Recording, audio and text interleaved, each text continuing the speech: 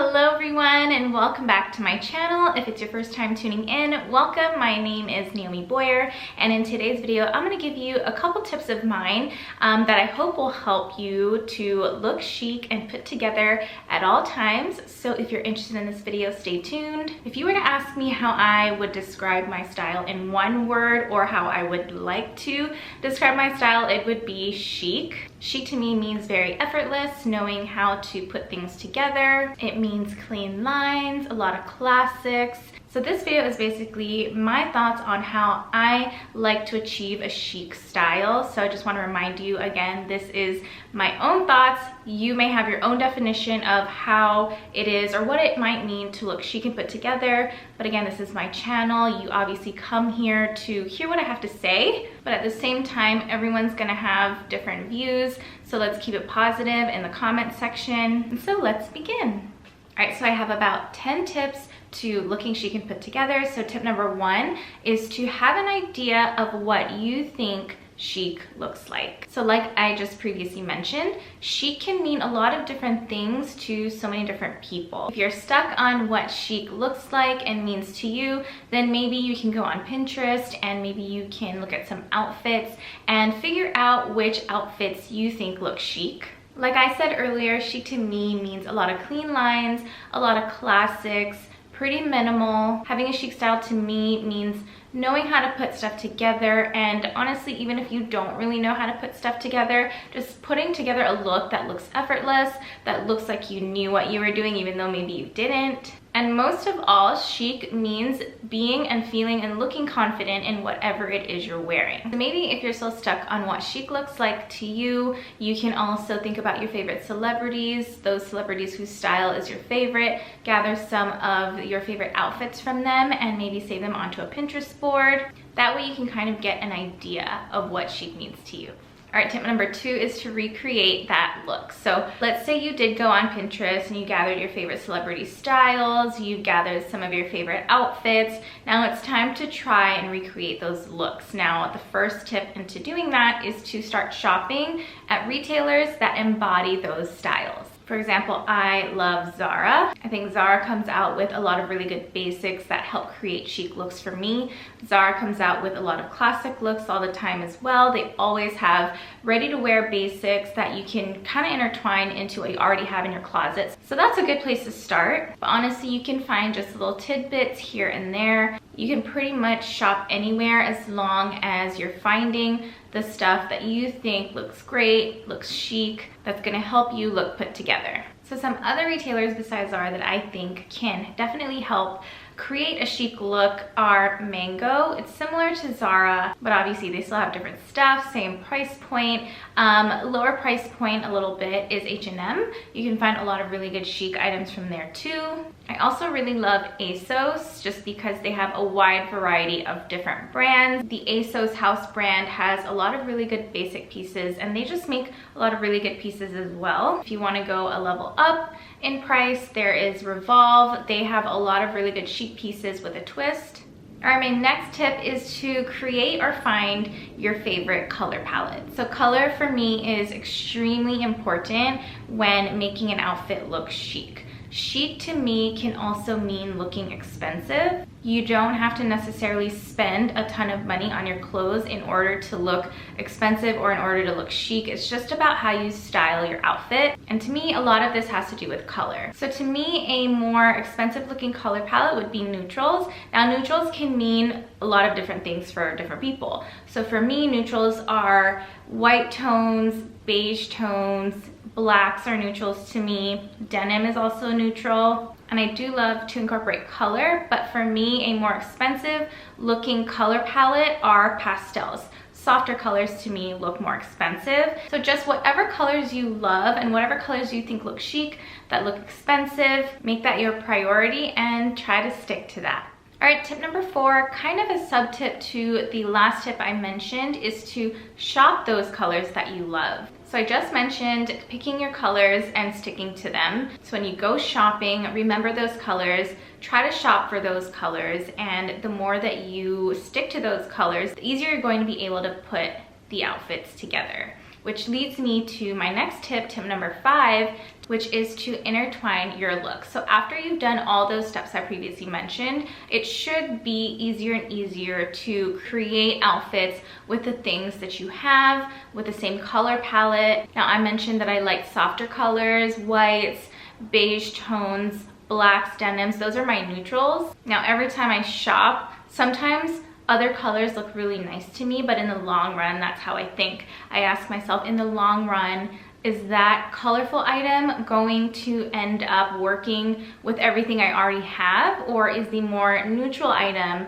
going to end up working more with what I have? Can I create more outfits with this neutral item or with the more colorful item? So that's why I always end up shopping for my neutral items. I already have neutrals in my closet. So for me, it's just easier to take different pieces from different categories and create different looks. And with that as well, I feel like you can create so many different looks and wear things over and over again, and people might not even realize that you're wearing the same thing. So it's a lot of cost per wear. I feel like you end up getting your money's worth. And don't forget, like I mentioned, neutrals mean a lot of different things to different people. So maybe you think I just stick to neutral colors and maybe that's boring for you. That's completely fine. I love it.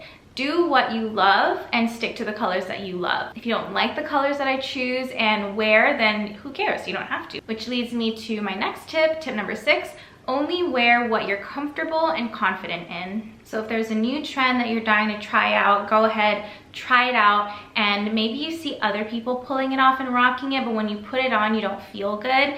It's probably best to just move on from that item and go back to what you feel great in. There are a lot of times I try new trends and I don't think it looks as good on me as it does other people. But it's always good to try. It's always good to have an open mind. And it's always good to incorporate new things in your closet. But as long as you are happy, as long as you feel good, as long as you feel confident when you walk out the door into the world, then that's all that matters. That's going to boost your mood. All right, my next tip, tip number 7, is to tweak your wardrobe. So this can mean purging your wardrobe, but it doesn't have to mean that. Maybe you can remove certain items that you don't really love, that you don't really wear as much. Set them aside and really kind of focus on the items in your closet that you do love. If you do want to purge your closet, I do highly encourage you to do so. So go through your closet, go through the stuff that you love, go through the stuff that you hate, take away the stuff that doesn't make you feel good, and leave in the stuff that you love that does make you feel good, and rework them. Find new ways to create different outfits. It may also lead you back to items that you used to love that you didn't wear for a long time, and now you may have found a completely new way to wear it. All right, tip number 8 is to have effortless hair. Now, effortless hair can mean a lot of different things for different people. Effortless hair to me means hair that is kind of lived in, but done at the same time. And effortless hair to another person might mean completely done up hair. But to me, hair plays a big role in how everything looks and how you pull everything together. In a way, I kind of feel like hair completes the look, almost like a shoe completes the outfit. Having chic, effortless hair to me also means having your hair pulled back in a pony or a sleek low bun, because sometimes not all of us have time to do our hair. Maybe some of us are super busy with our kids, work, what have you. I know I've been kind of stuck in a rut with styling this short hair of mine that's kind of growing out,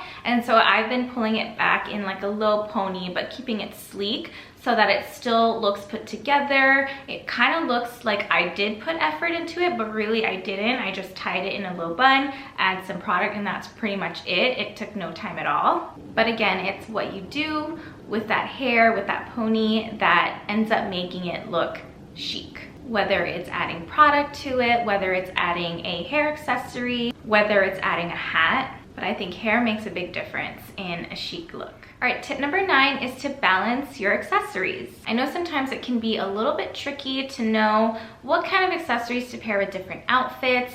An easy way to remember how to wear jewelry is if you're wearing something a little more plain, you can go a little more bolder with your accessories. And sometimes a busier outfit can pair really well with more dainty jewelry. I myself have been experimenting a lot with the way I wear jewelry. I'm buying a lot of new jewelry pieces that I never thought that I would like, that I never thought that I'd wear. A lot of that changes with the times. A lot of that changes with the trends. I have talked about jewelry in the past, only wearing 2 at a time. But sometimes that changes over time, your thoughts and your viewpoints. I feel like a lot of my outfits lately have been very minimal and very plain in a way. So that's why I've been incorporating a lot of smaller jewelry items with some thicker, chunkier pieces. So I've been mixing thicker and thinner pieces of jewelry together with my outfits and just seeing what works. So what works for you may not work for someone else, and sometimes it can just all depend on the outfit.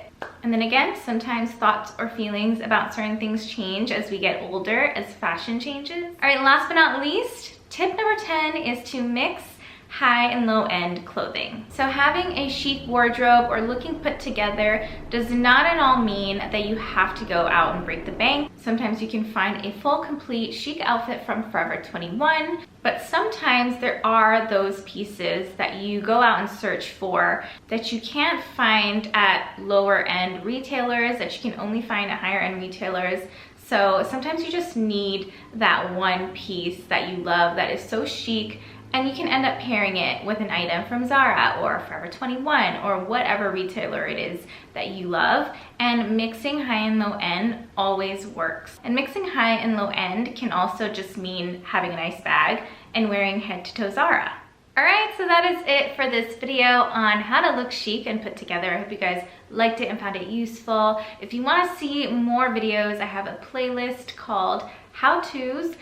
So check that out if you want for more informative videos like this. As always, if you haven't already, I would love it if you'd subscribe to my channel. All you have to do is hit the red subscribe button down below, and you can also follow me on Instagram. I'm at Naomi Boyer. Thank you so much for watching and spending your time with me. I'll see you in my next video.